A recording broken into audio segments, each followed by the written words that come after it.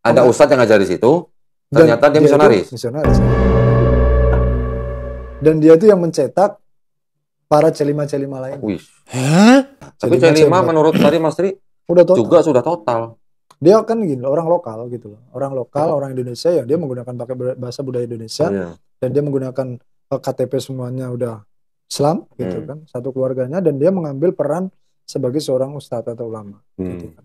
Karena kan legalitas ustadz di Indonesia ini kan gampang. Itu tadi saya bilang mudah. Jadi ketika dia di lingkungan dipanggil ustadz, ya udah akhirnya dari statement itu opini masyarakat, maka orang itu menjadi ustadz. Jadi nggak perlu ada LC di belakang, dia udah pakai kopiah, udah pakai Assalamualaikum warahmatullahi wabarakatuh. Alhamdulillah wassalatu wassalamu ala rasulillah wa ala alihi wassobihi wa mawalah. Amma ba'du, jumpa kembali bersama Kiro Channel. Ada yang menarik di channelnya Don Ditan, yang mana beliau mengundang narasumber seorang mantan misionaris, yang bernama Tri Haryono. Di sini Mas Tri akan menceritakan pengalamannya, sewaktu masih menjadi misionaris Kristen. Menurut beliau misionaris itu sulit dideteksi, dan memiliki golongan-golongan tertentu, dimulai dari C1 sampai dengan C6.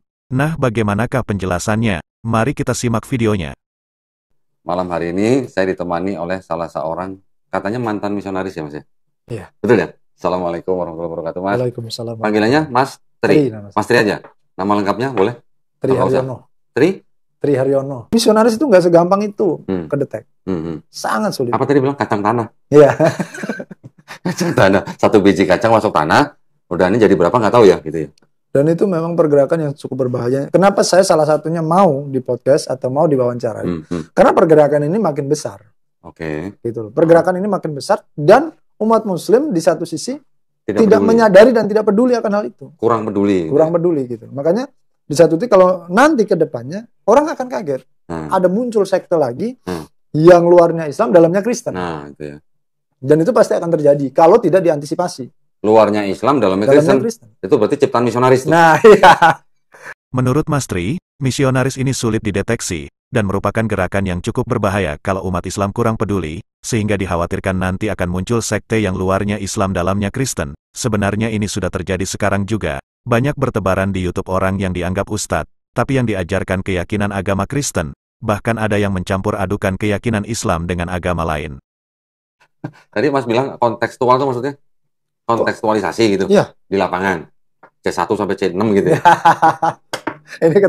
Ini yang tahu metode ini hanya orang-orang lapangan yang memang pengajar tingkatnya. Oh, yang tahu C1 sampai C6 itu cuma pengajar. Ya, karena memang penggolongan-penggolongan ini kita pakai untuk apa? Untuk menggolongkan teman-teman yang memang yang masih ada di gereja C1, yang sudah mulai mau keluar C2, nanti mulai penginjilan C3, sampai di C4, C5 itu udah mulai hilang budaya gerejanya itu udah hilang. Sudah tidak membawa identitas. Nah, jadi ketika dia datang kepada orang, ya udah mulai pakai bahasa assalamualaikum, sudah menggunakan bahasa-bahasa Islam.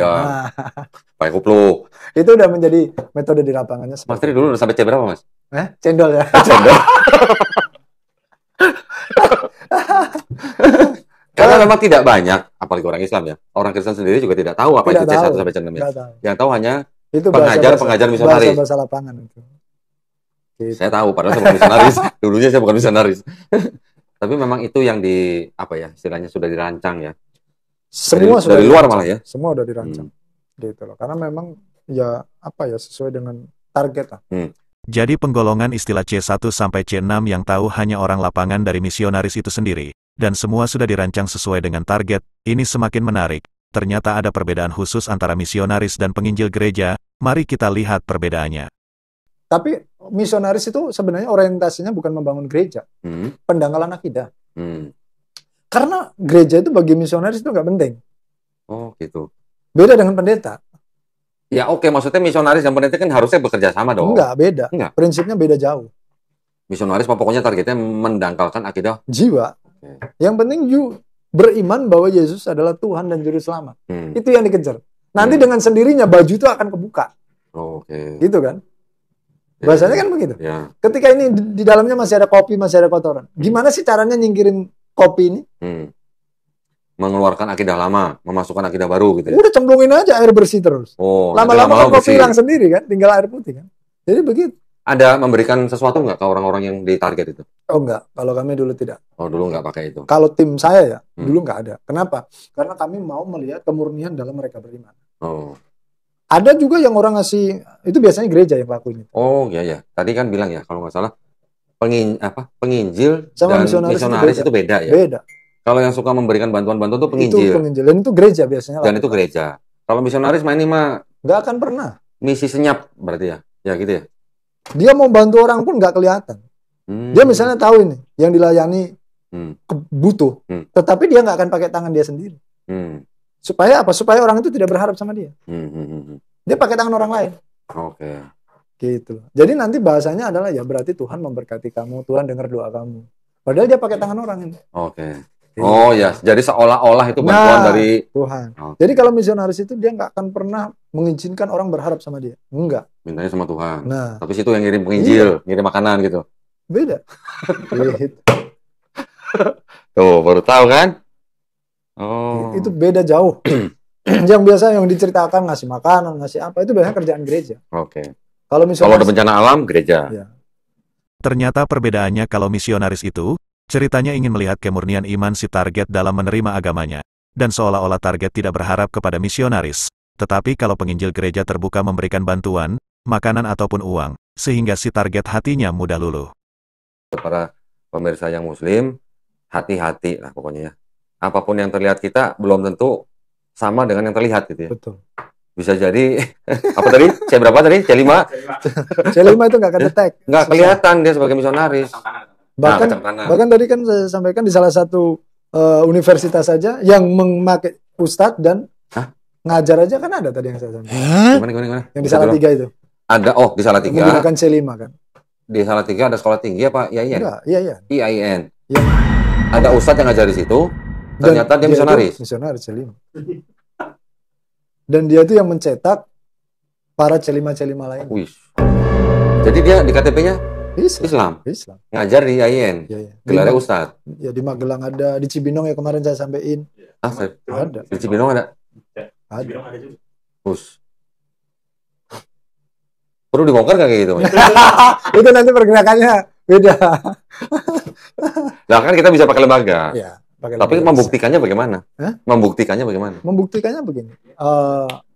Memang agak sulit. Kenapa? Agak sulitnya karena KTP dia Islam. Itu agak sulit.